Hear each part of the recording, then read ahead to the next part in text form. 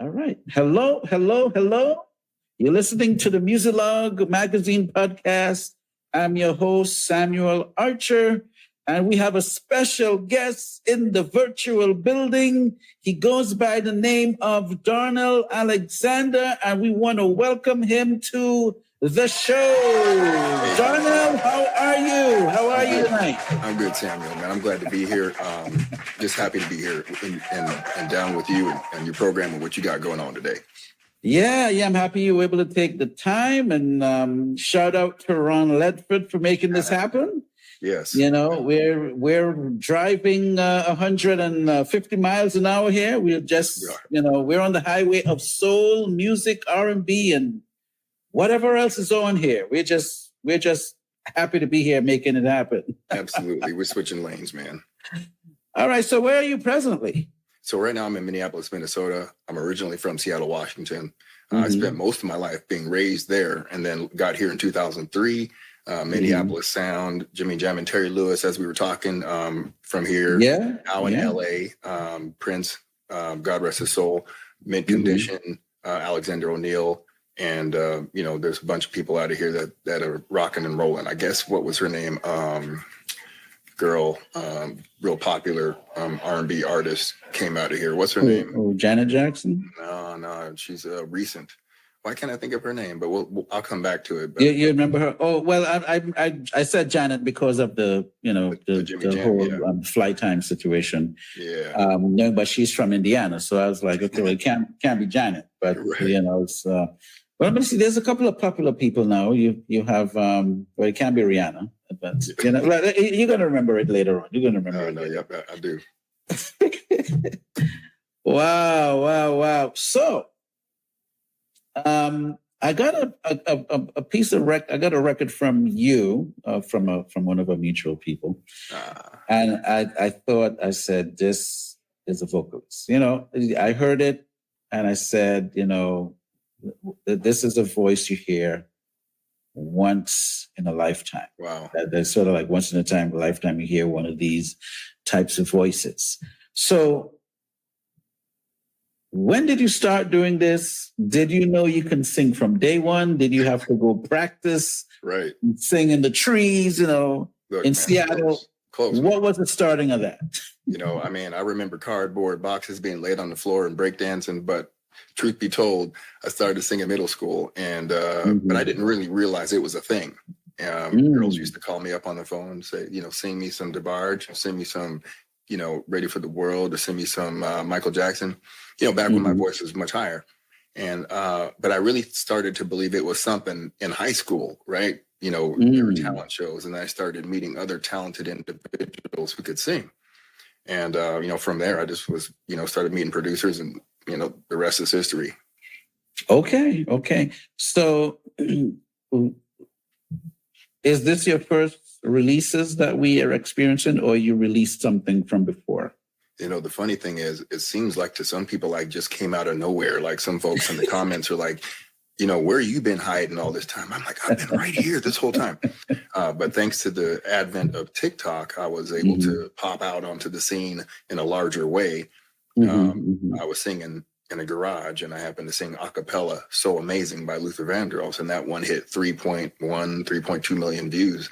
And wow. I know, I was like, what are you talking about? You mean I can sing in a garage and people now, they discover me. So that's kind of how I really came onto the scene. But before that, I was with a group called Second Nature, and we were doing R&B quartet, like during the Boys to Men era, and all the R&B bands, Jodeci and Backstreet, and we were doing that whole bit. And then prior to that, I was with a group called Third Level, and we were down with Sir Mix-a-Lot, and I've been recording music since like 92. Third Level. Did they you guys have put out anything? Like there was any records? A couple of singles on Seattle, The Dark Side is a compilation Sir Mix-a-Lot released that got nominated for a Grammy, and we were just lucky to have the songs on there. Okay, I might have seen something like Third Level, and I'm just going back in my brain, So you're talking 92. So that's sort of like around the time I would be frequently going up to New York. Yeah. I lived in New York, Yeah. but I'll go to like labels and, shopping music and tracks. Yeah, and, that's exactly when it was like really hot back then. And, and then you said Sir Mix-a-Lot, Sir Mix-a-Lot. I mean, that's definitely back then. That's definitely. So were you in Seattle when this was happening, or you were in okay, so I was there until 2001. Okay. All right. So what is it? I mean, I've never been there. Like, is it sort of like a place where you got to be like, I got to go to LA, or I got to go to New York, or got to go, do you feel like you got to go somewhere else if you live in Seattle as an artist? Yeah, I feel like, no matter, I feel like people everywhere feel like if they're not in LA or New York or Atlanta, all the main hubs, then they can't make it. But that's not necessarily true. Literally get on a plane, go to the record labels. Back in the day, we were going to record labels trying to shop the music. So, but there's a lot of talent in Seattle, a lot of opportunities. Star Search back in the day, they'd come and, in Apollo Theater, he'd come and audition, try to get a chance to, play on those shows. So there were opportunities if you were looking for them. And, I believe you can make it from anywhere. Okay. So you were in like 2 groups. You've done a lot of demos. You've been in the mix. You got nominated and all of this great stuff. Yeah. When did you decide to take the leap to go solo? After I left Second Nature, I think that went on probably through 96, 97. I just went on a solo venture. I was in a disco band in the late 90s, and then solo when I moved to Minnesota, 2003.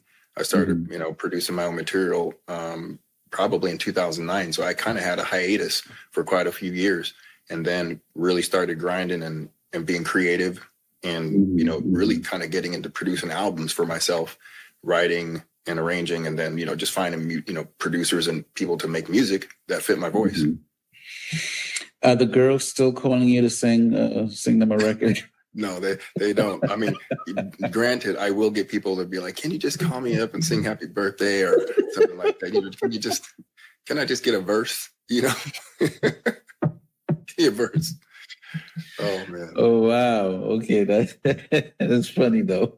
Yeah, it's something. Any collabs that probably may have excelled that we can share with the audience? I was fortunate enough to, when I went viral on TikTok and I started searching around for who was doing what, met Jordan Johnston and his dad, Bob Johnston, who used to be signed to Flight Time Records. And that's when we did the song What If that we released last year. And I'm just so impressed with their production. It literally felt like I was with Jimmy Jam and Terry Lewis. So, yeah, so that was a collaboration that, I'll probably, put on whatever EP or album I release this fall. So yeah, definitely that song would be the one you could definitely share.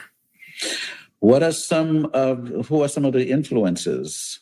When I listened to that record and the next single I'm going to be releasing, soon,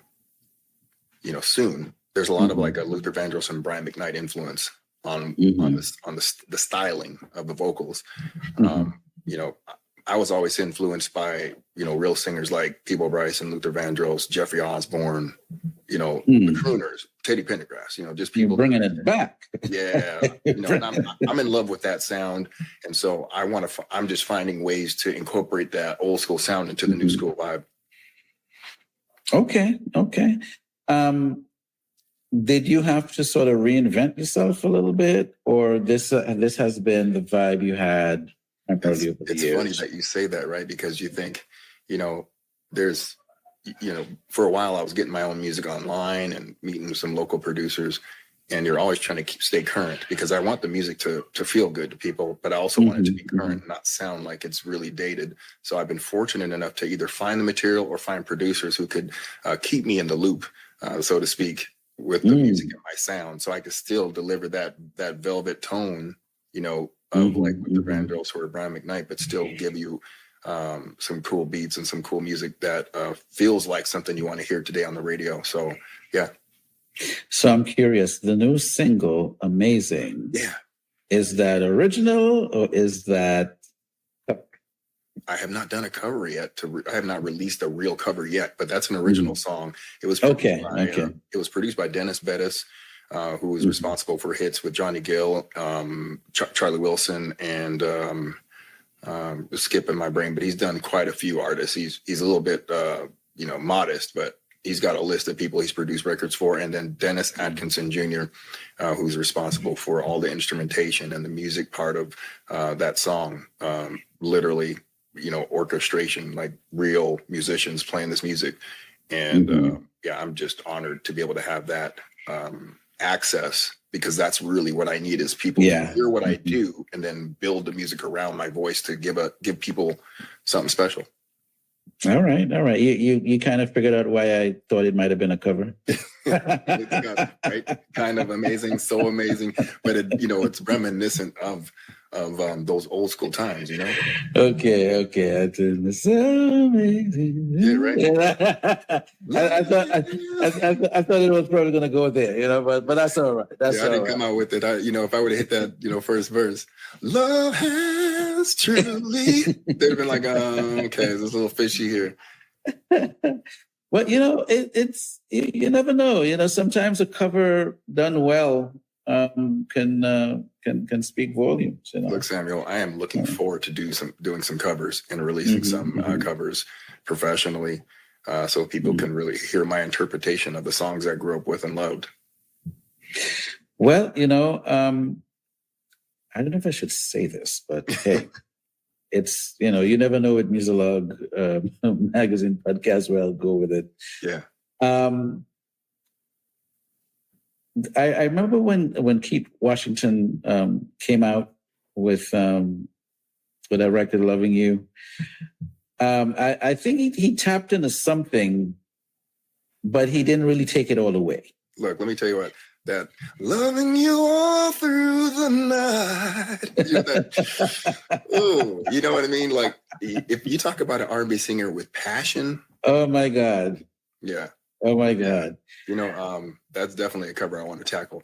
But yeah, he I agree with you. I mean, he in my opinion is a great, one of the great singers. Oh yeah. Yeah. You think it was the industry that sort of kind of tried to turn him away from that direction or something? Yeah, there's so many moving parts with trying to achieve a certain goal in the music industry, and the less control and the less the input you have can make or break your future. And I think people like him deserve to be have a long lasting great career speaking loudly musically. You know what I mean? Yeah. Yeah, I just thought that. So maybe, I'm just imagining, because I'm not saying that you're him.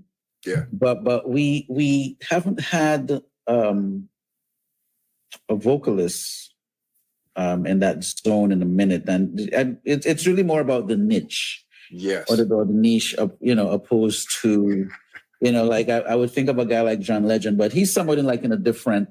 Yes. Like a different zone. It's almost like a neo soul zone, Yeah. So it would be cool to find that lane, or widen that lane. Maybe I should say it that way. So it's not, it's to widen that lane that Keith turned away from. Yeah. You know what I mean? That's my lane all day long. That the ballads, the powerful singing, the tenderness. We're gonna keep that lane open and wide. Okay. Yes. Please do. So, do you play any instruments? I don't. I wish I could. If I were to play any instrument, it'd be piano. Okay. But with the minimal amount of time I have, it's really hard to carve out a moment to learn a new instrument. But yeah, it's just the voice. So the voice is the instrument, and you play with the instruments. Yes, right. Okay. I was just wishful thinking. Thinking. All right. So you have these singles out. Are they leading to a record? Yes. A full project? Yes, I have some more music on deck to record, and I want to just put out album, either an EP or a full record by the end of the year, so people can just chomp on all of it at once. Okay. Now, are you being really technical with your approach? I'll speak to an artist, and a lot of times they're very technical. Well, it's a singles market. We're going to try it this way, and it's sort of like a strategy. How much of the approach for you, and this is in benefit of other indie artists and artists that are looking to approach doing approach music as a career. Yeah. How much of it is a strategy for you? How much of it is maybe you getting advice? How much of it is intuition? For you, what's that like for you? A lot of what I do now is just feeling like I want to do stuff where I feel like I'm going to move people, inside. Like when I would hear new records growing up and want to put them on repeat because of the way that it affected me. So I'm always thinking when I post a video of a cover, choosing the covers, like how's it going to impact other people? Is it going to take them back? Is it going to give them those nostalgic feelings? That's what I really want to do, is give people the magic of music back that we used to get when a new record would come out and you listen to the whole thing front to back. And you know what I mean, right? And so I know what you mean. I'm trying to imagine. Now, interestingly enough, just for the sake of the conversation, interestingly enough, I think the younger generation that's coming, they're back into listening to the full experience. Yeah. I think there's a little shifting from the singles thing. Well, I like that song. I like this song. I'm going to put a playlist, and then I'm sort of seeing that sort of a behavior where they want to get into the whole record. Because I don't know if you're seeing that. I don't know if you're seeing that with the younger generation. I'm not seeing it yet, but I think it's there because there are some really talented artists that are putting out some great material. Like Vito, he's kind of giving real cool R&B, but he's a young cat, but he still gives us that old school vibe. Chris Brown is an experience. It's like he can just sing anything, and it's just great. He's phenomenal. He's phenomenal. Usher, those are the people that are really doing good projects. And I think for my new project, I want to just put a good little bunch of songs together. Not too many, because people's attention span is real short. So that's where the EP/record might come in, right? Just give them a nice handful of songs that they can chomp on and put on repeat. Okay. It's we're in that indie space. Yeah. So sometimes it's good to just explore what's happening in the field, or what's the trend, and I'm always listening to what people are doing, and what I miss? I miss the days, like, you remember when Teddy Riley was producing Key Sweat, I'll Be Sure. It was like, what is that? This new sound. It's a whole I miss the introduction of something new and special. When Jimmy Jam and Terry Lewis were producing all those groups, they had the signature sound, and you were always looking forward to what they were going to do next, whether it was Janet Jackson, Johnny Gill. What was the I'm Only Human? I'm only human. Whatever song it is. You just like these cool songs, and who it was from, just like with Teddy Riley, Babyface. Those are my dudes, when it comes to music production and song quality. And I miss the magic of those guys, Well, there was a guy by the name of James Brown. Someone asked him. Someone asked him on the record, so what are you going to do? He said, I don't know, but whatever it is, it's gonna be funky. That's right. Yep. That's I look at the time when that happened, and you're still saying, hey, I miss that the magic. The magic, the organic, that whole thing where you knew, hey, Jam and Lewis is coming out with a record. Who they're producing? Are they producing this person? You just knew that it was going to be spectacular. There was just going to be something about it that was just going to blow you away. Same thing with Teddy. Same thing with, and I think guys like Rodney Jerkins and those guys, they sort of kept that whole thing. Yeah. Even Timberland and those dudes, True. they would have some sort of a signature thing that they're going to do in the music, you know, and sort of merge that with the artists that they're, you know, working with. Yeah. And you know, so hey, if you can you know, capture something like that, I mean, by all means, you know. Look, I'm working on it. And you know, I feel very optimistic and positive about the new material I'm going to be releasing. I feel like it's original. Is it something new? Partially.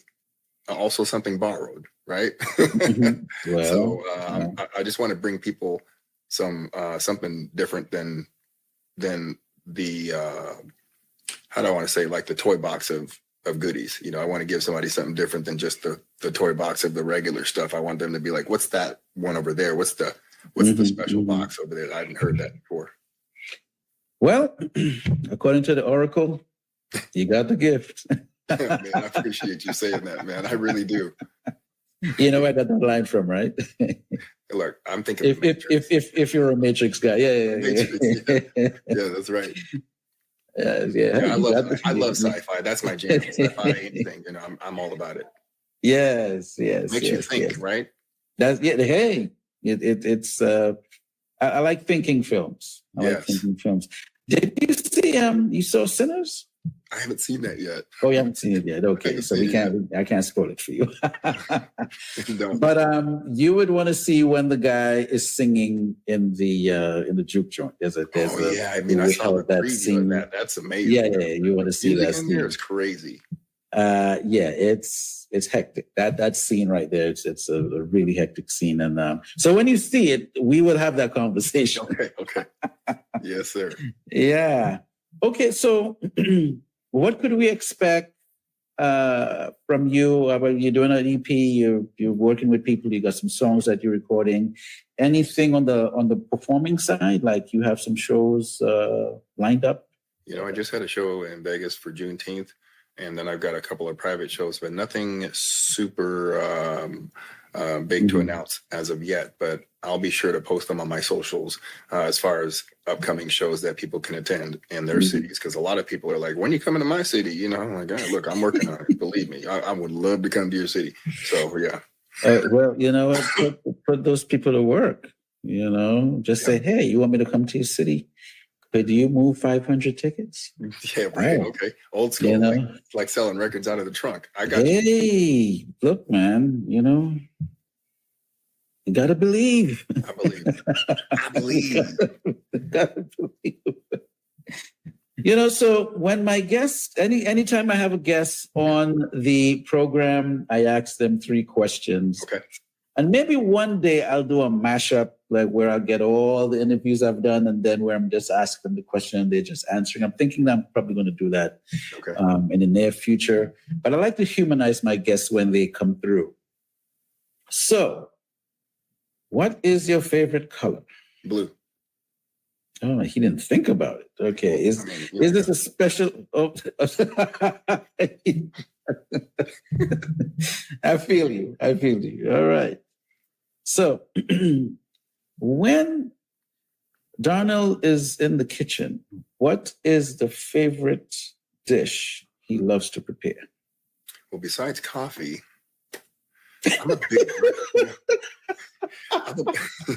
nothing happens without coffee first in the morning. But I'm a big breakfast person. You know, that's my favorite dish. You know, I like the eggs, the potatoes, and the meat. Okay. Well, you know, you do have you look like you do that workout thing, you know, like you. Look, you know, working out is important. We got to take care of our bodies. This is all we got, right? And so when I'm 70, 80 years old, I still want to be kicking like I'm, 30, 40 years old. So I stay in the gym at least 3 days a week minimum and try to keep active, using my body, using my limbs to move and move and shake and do whatever I got to do. Okay. All right. Well, look like you put that work in, You think of the Diana Ross song, "Hey, with myself." Right. Oh, I remember that song, man. That was a dope song when she came out with it. That was a big record. That was a big record. I wonder if she played that for Arnold Schwarzenegger. I don't know whose muscles she wanted, but I know you want to do that. Play the record, Diana. Please. I need muscle. I need more muscle. Oh, you're hilarious, man. All right. So the third question would be, who are you listening to, or who's in your playlist, like in the last week or two that you've been rocking with? Man, I haven't really been on my stuff. I usually play Pandora, and then I'll put it on new R&B to hear what's happening. There's and then there's people I listen to even on. I've discovered a young lady on Instagram. Her name is Twelly, and she's like a Filipino young lady, and she sings R&B, and she kind of sounds like Brandy, and I'm like all about the delivery, the tone. And people that are in that vein, I really like to just hear when people are really getting into it, trying to like make me feel some type of way, vocally, Okay. Yeah. Brandy's one of my favorite singers. I mean, she's got the tone, and then the way she does her riffs. I think it's really just the range. She's what is it though? She's like what's the range? She's in a little bit lower range. Vocally, and it just has a real sexy sound to it. I'll go on a limb and say this. I hope I don't get in trouble. Yeah, she's I would say she's in the middle. I don't think she's like the low, but I think she's more in the high. It's range. She got it. But I'm gonna go on a little limb here.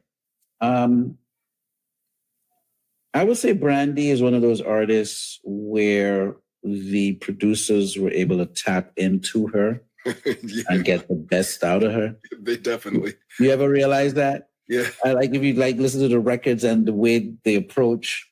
Look. From Crouch come all the way up to Rodney, and even when she started experimenting. And funny enough, initially there was some issue with the Aphrodisiac record. I thought it was a great record too. Yeah, I do too. Because as artists, they got to experiment sometimes. They got to try. Try Full different Moon, it was really good, and Full Moon, that's a masterpiece right there. And those are the records that I would play front to back. Like, okay, it's been a long time since I've had something like that where I could just, Yeah. But there's one artist though, and that's my second part of my point. There's an artist that didn't have that opportunity. She probably had it on the first record, and then it didn't happen again. And she's still around. Yes. And she's someone that I'm hoping that she'll get an opportunity to find that production or that producer, or that person who could bring the best out of her. Right. And that's Shanice. Shanice, she could sing her butt off. Let me tell you. I think she's someone that something happened.